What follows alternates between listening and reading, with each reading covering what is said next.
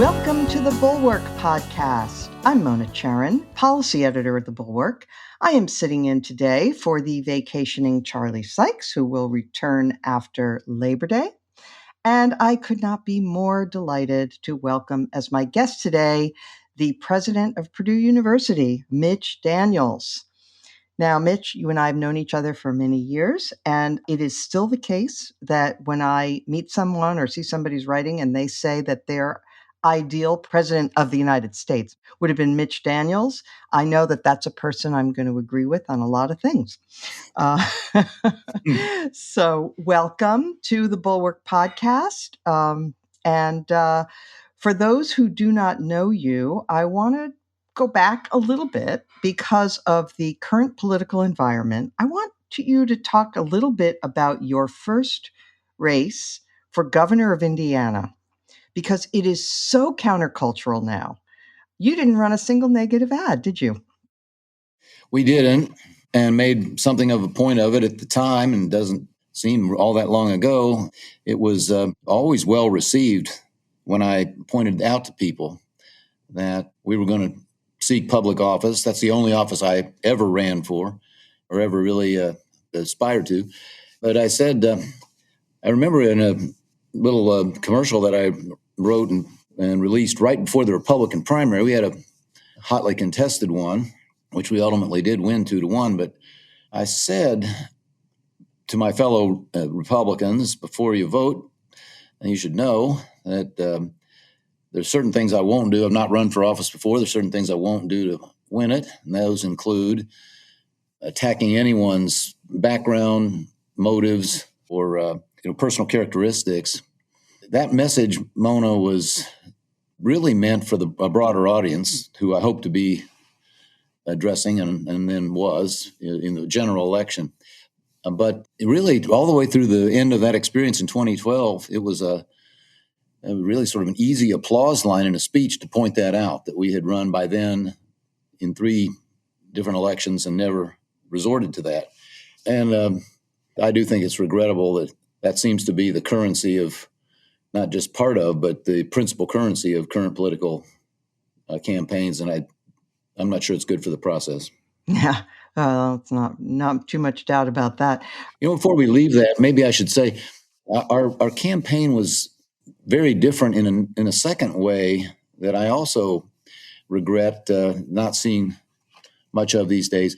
And that was, we really put personal contact back in it. I was a no-name first-time candidate, but I already had a sense that there had to be more to, as I used to say, to seeking public office than tarmacs and TV commercials. And so we got an Indiana-built RV from the low end of the market and drove the wheels off it, ultimately in both campaigns, went to all the places that, quote, nobody ever comes here anymore places, stayed overnight in people's homes as opposed to motels.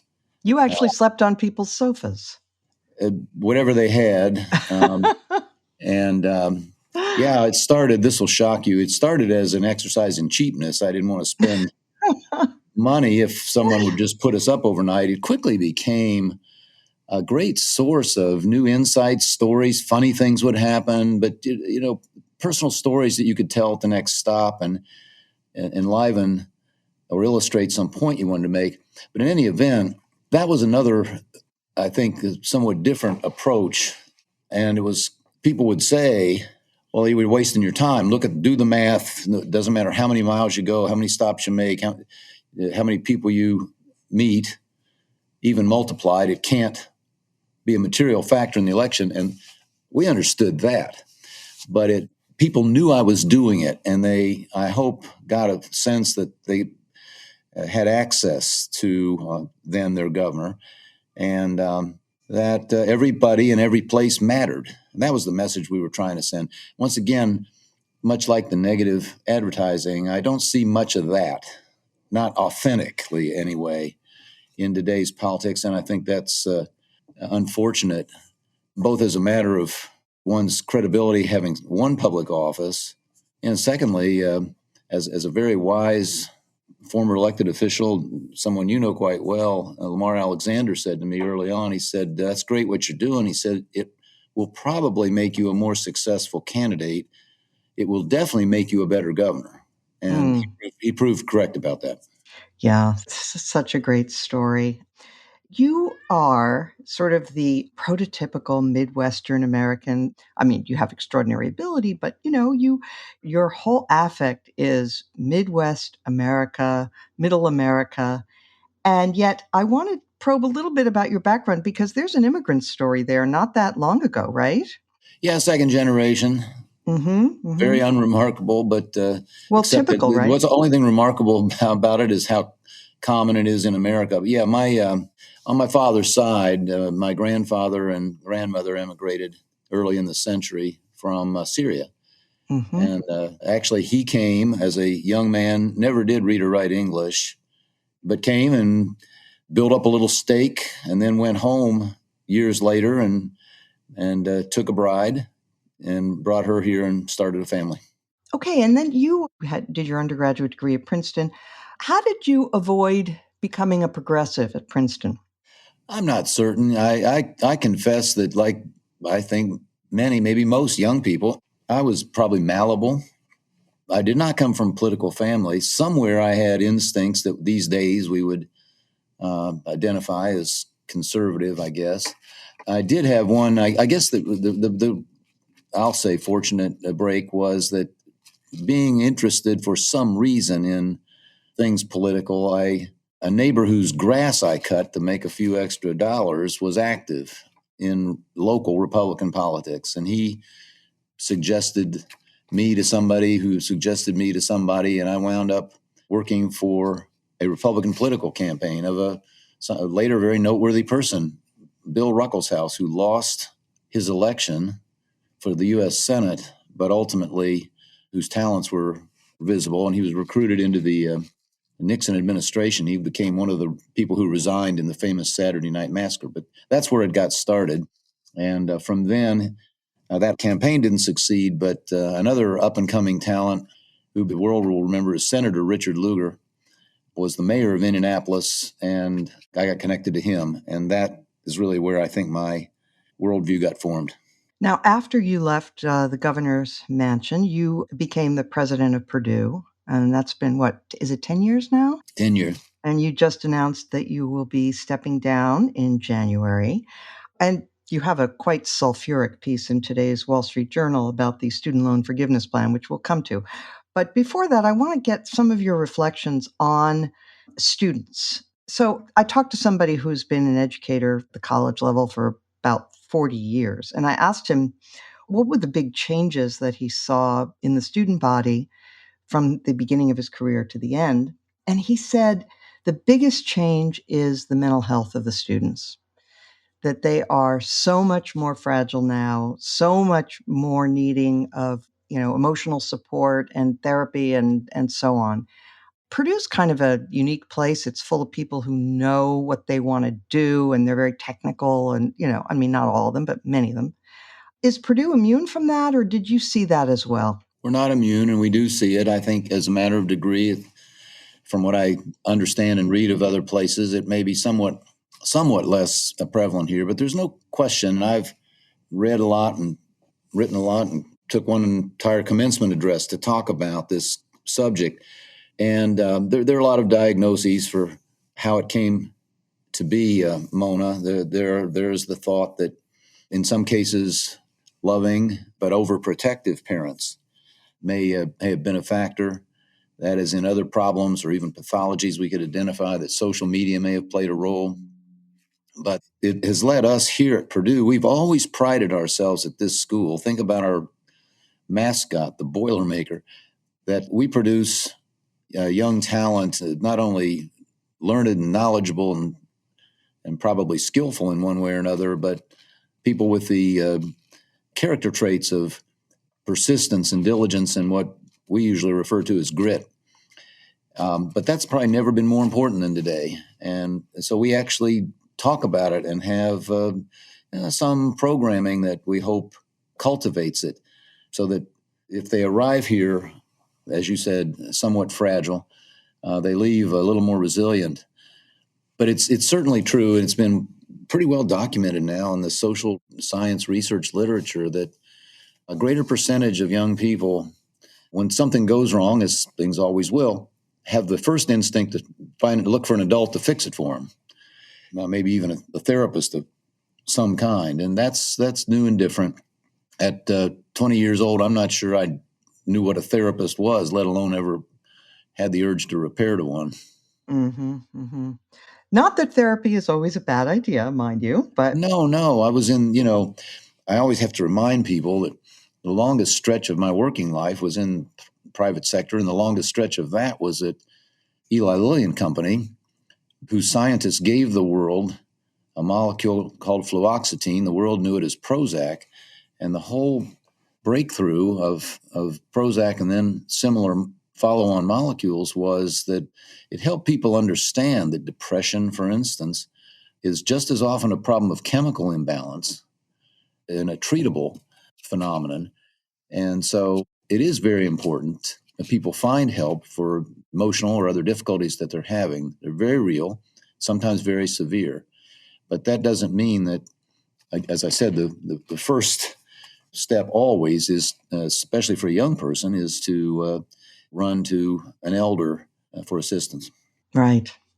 Okay, now while you've been at Purdue, you have managed to keep costs stable. Purdue hasn't raised tuition, is that right? That's correct. Okay, for how many years? Now this is year 10, and Wow. we've already assured our students and their families that next year, so that would be the 23-4 school year, will be year 11.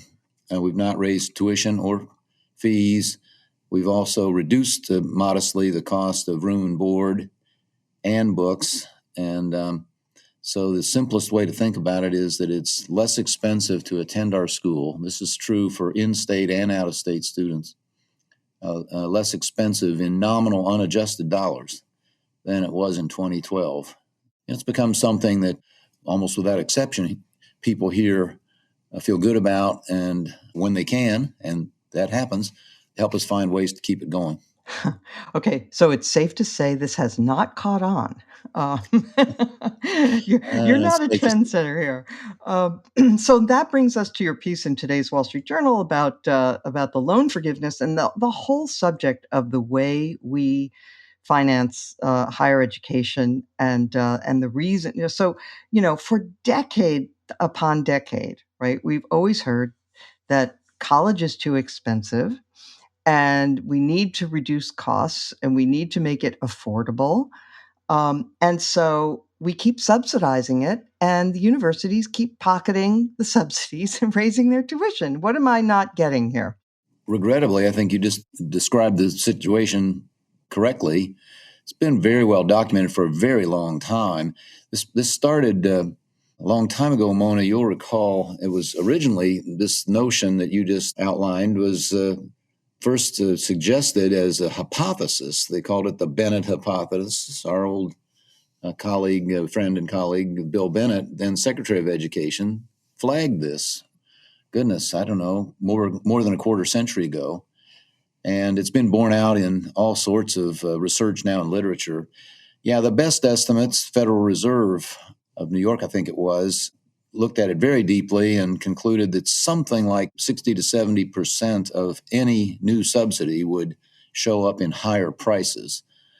And it's just natural and it's just human, but it's unfortunately a mistake that we have continued to repeat. And why don't you give us your analysis of the latest loan forgiveness thing that the Biden administration has announced? Your objections. There are multiple. Mm-hmm. Obviously, it includes the fact that the likelihood that this move will further exacerbate the cost problem in higher ed for the reasons we just gave.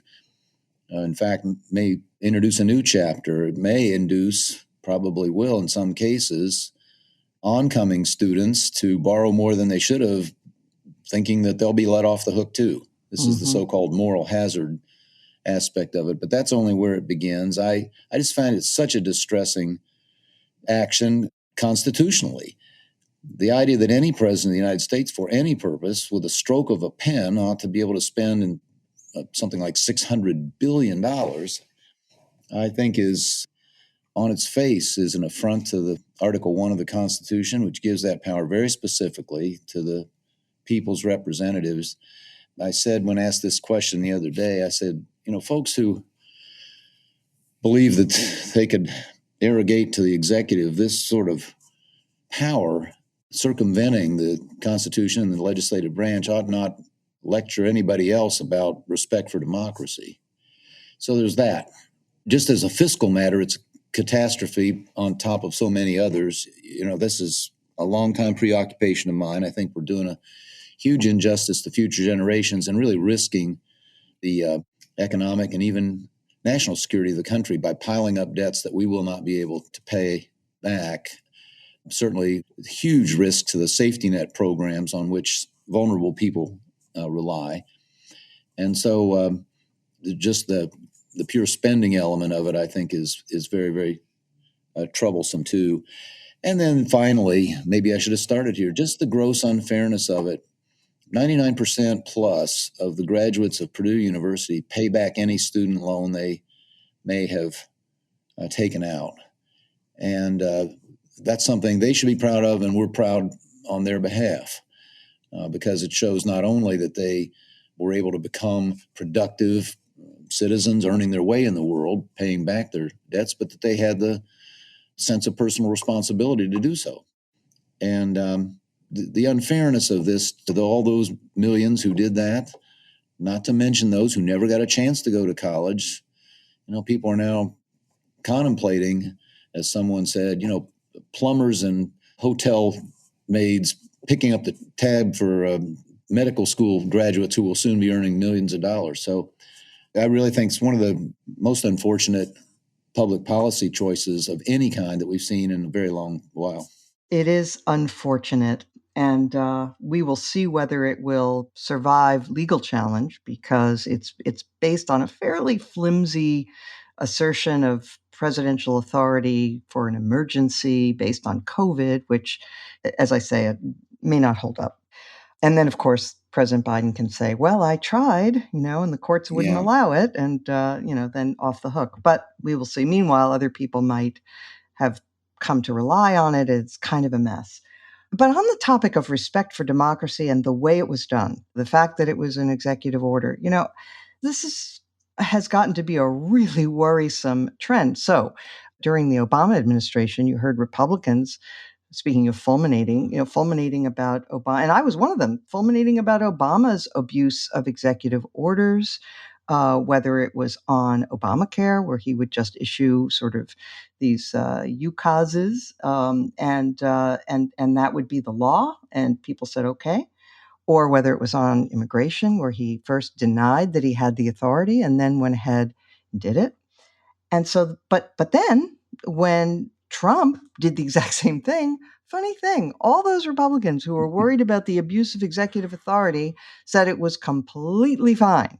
All true. I don't think there are clean hands in this. It didn't start. I suppose you could say it's been growing in an almost linear way even before President Obama. Yeah. But it would be a healthy thing, I think, if someone became president of either party and from time to time said, I agree with you that X is a problem, but I don't have the power and shouldn't to try to address it myself. Let's see if we can't agree as a national community through our legislators to do this. That would lead to the sort of compromise and also broader based. When something's done that way, it has a greater likelihood of staying power because of the way in which it was effected. We've seen lots of executive orders. Now we're in this seesaw of Administration A, with a stroke of the pen, takes some action. Administration B comes along and undoes it, and then Administration C puts it back. Yep. Not a good way to do business.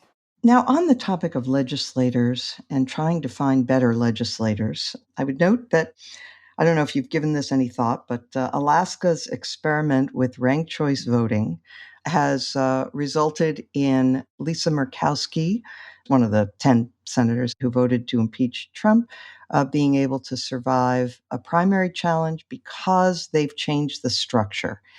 And I'm very interested in this reform. Catherine Gale is the sort of moving force behind this. She argues that a tiny fraction, fewer than 10% of voters in party primaries determine who our candidates are, and that this encourages both parties to appeal to their most extreme voters, and then in the general election, the regular voters just have poor choices.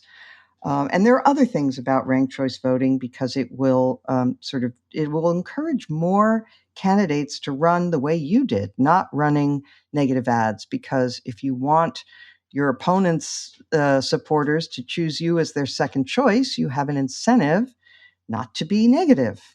Have you thought about this at all? Do you have any views? I have, and increasingly, I would say the idea is growing on me for the very good reasons you just gave, because I'm not, for the moment, seeing another way out of the corner you just accurately depicted, in which districts, certainly congressional districts, I think we see it on the lower, even at lower levels, are sufficiently homogenous that as you say, the fringe, left or right, of a given party dictates who the ultimate office holders will be. So yeah, I'm watching with interest what I once thought might be just sort of a gimmick. I think is pretty applicable to the situation in which we find ourselves. People have for a long time said, well, if you could just draw districts in a different way, no gerrymandering. And that's theoretically an answer to this, but I don't see that working out. And by the way, Mona, I think even if through some magic you could have a fair line drawing state by state, another change which comes into play is that entire areas through a self-selection of people The big are sort, becoming yeah. more similar. I've cautioned our students at more than one commencement, be careful not to wind up without intending to in some sort of a personal and professional enclave where you work with people like you, socialize with people like you, live near people like you, marry someone like you, and wind up detached from the lives of so many of your fellow citizens. But that is where we are. Increasingly, you could draw and absolutely fair boundaries. That is to say, compact, no strange salamander-like, peninsulas of the kind that gave birth to the term gerrymandering. You could do those, and you'd still have the problem of one party or a dominance, which then would make this reform you're asking about perhaps the one way to bring things a little bit back to the middle and a little bit back to civility. Speaking of that, last night, President Biden gave a speech where he warned about threats to our democracy. And a lot of the speech, I have to say, and I'd be curious if you want to comment on this, a lot of the speech was really very good and non-controversial, or at least I don't think one would argue. Let's just play a little sound from that speech. We saw law enforcement brutally attacked on January 6th. We've seen election officials, poll workers, many of them volunteers of both parties, subject to intimidation and death threats. And can you believe it? FBI agents, just doing their job as directed, facing threats to their own lives from their own fellow citizens. On top of that, there are public figures today, yesterday, and the day before predicting and all but calling for mass violence and rioting in the streets. This is inflammatory. It's dangerous. It's against the rule of law. And we, the people, must say, this is not who we are.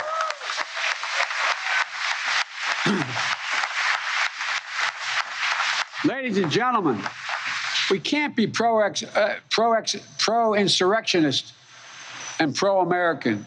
They're incompatible. We can't allow violence to be normalized in this country. It's wrong. We each have to reject political violence with all the moral clarity and conviction this nation can muster now. All right. So that strikes me as completely right. And we do face a threat from the normalization of political violence. Just as President Biden was saying that, former President Trump was announcing on a radio show that he promises to, if he's reelected, to pardon the January 6th defendants should he be reelected. He says he's financially supporting them right now. So before getting to my quibble with President Biden's speech, I'd be curious to hear your reaction to the nature of the threat. Do you see it that way, or do you see it, or do you not? And Mona, I've spent 10 years ducking questions like this. And despite our longtime friendship. But you're soon going to be an ex-president of Purdue, very soon. Well, that's true, but I'm still here. And as someone responsible for a public institution, I've resolutely stayed away from things that look or seem partisan. I have felt that it was within our responsibility to talk about higher ed issues, as we just did. And I have continued to talk about the debt deficit and spending issues because I think they are so directly threatening to the young people with whom we work here. So I don't want to say very much. I can tell you that I wasn't listening to the speech last night. I was at a football game, which explains my hoarseness here. But I'll just say that, as I think you did, that make no objection to the statements the president made.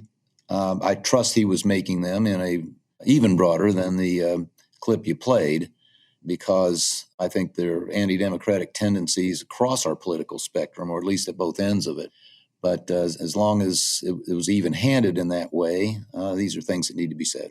My own view is that yes, there are threats on both sides of the spectrum, but only one side is attempting to subvert democracy at the moment by not accepting the results of elections.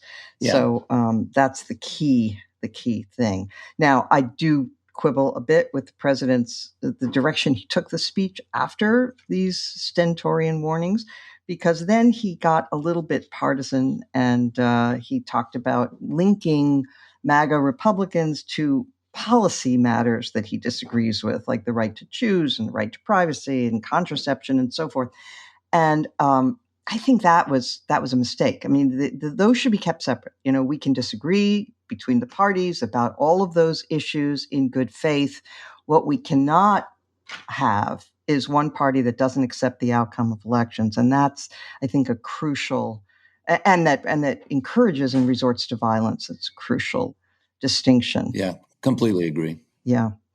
Now, one of the things that you've done, and you've had the most amazing career, one of the things you've done is you've become, in addition to being a university president, a columnist for the Washington Post. I always enjoy your pieces. And I particularly want to just flag, because it's a bit of a hobby horse of mine, but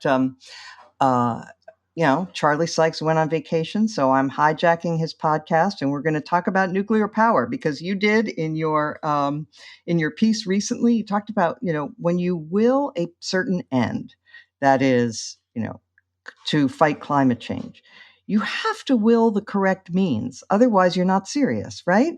Right. It seems a simple enough point, but I do detect, and I gave in that column, I tried to suggest a couple other examples in which people on both sides, again, of our debates are very passionate, but don't take what I think is the essential step of any such advocacy and prescribe a constructive way, a practical way at least, to make things better.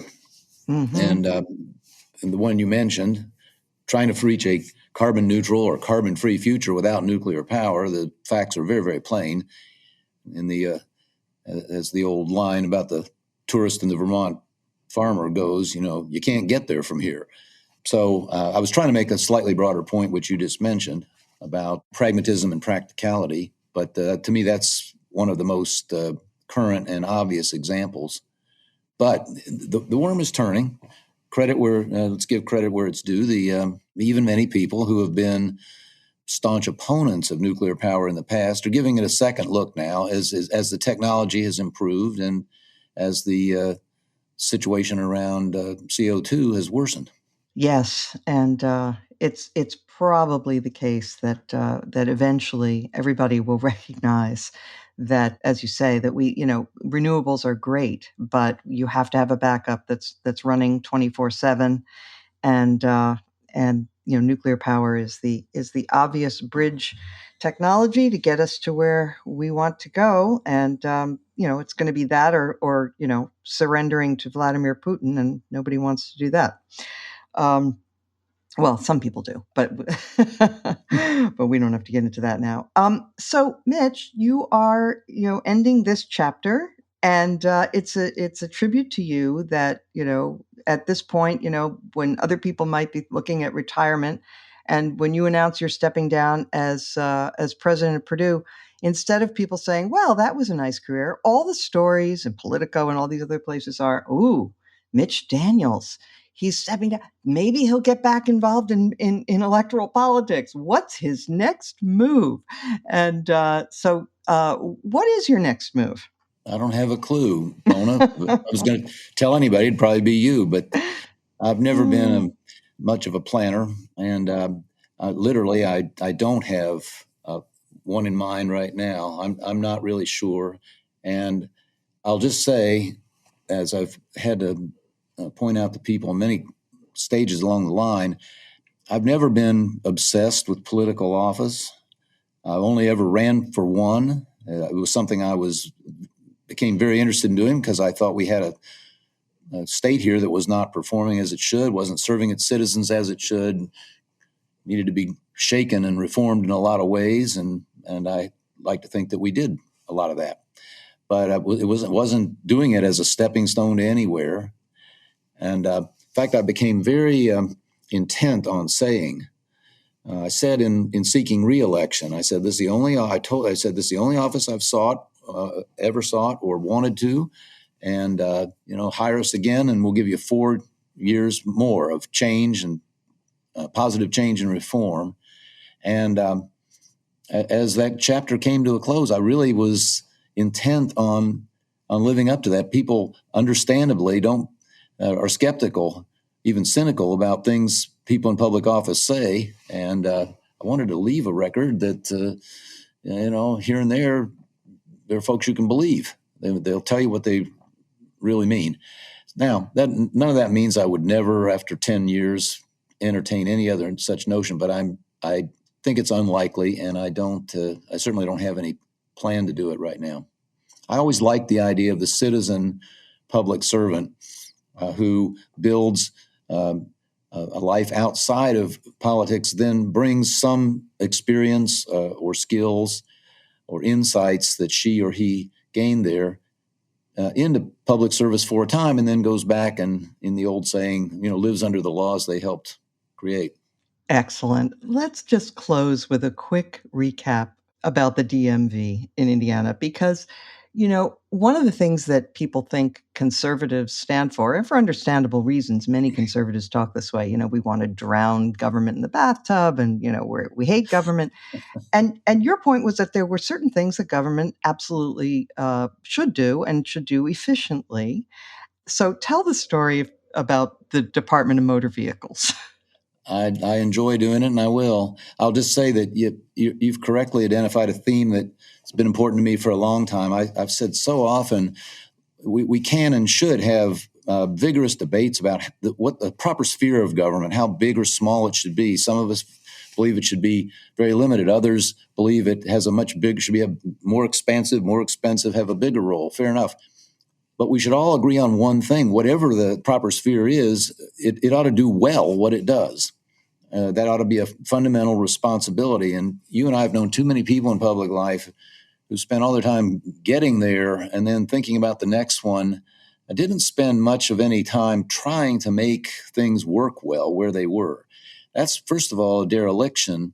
And secondly, what was important, very important to me, was that if you could make the everyday services of government more effective, more visibly helpful to people, you might build credibility so that when you propose the next new idea, the next change, which is always, people are always reluctant to make change, they might listen a little more attentively.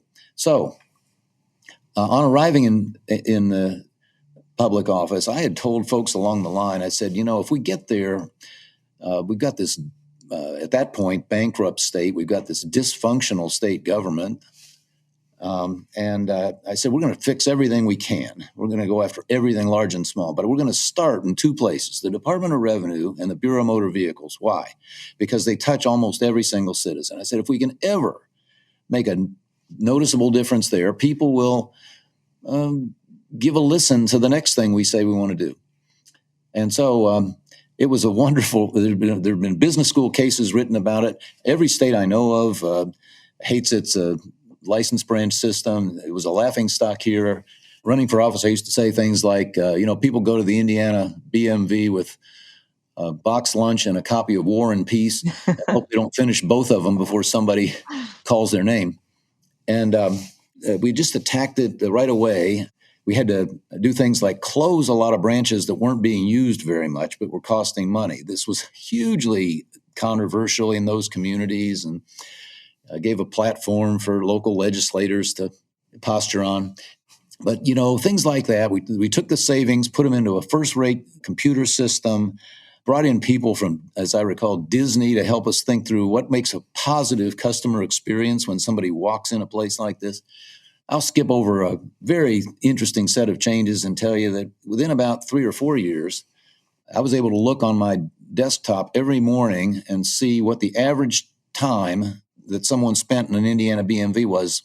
And when it got below 12 minutes, I knew we were getting somewhere.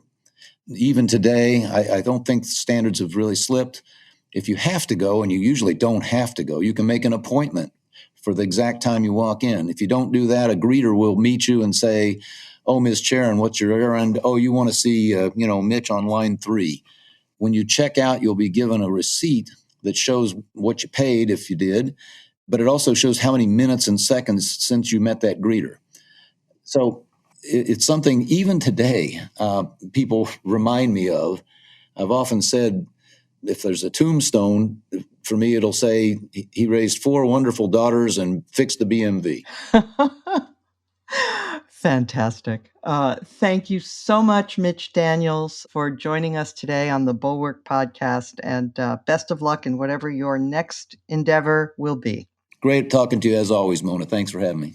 The Bulwark podcast is produced by Katie Cooper with audio production by Jonathan Siri. I'm Charlie Sykes. Thank you for listening to today's Bulwark podcast, and we'll be back tomorrow. We'll do this all over again.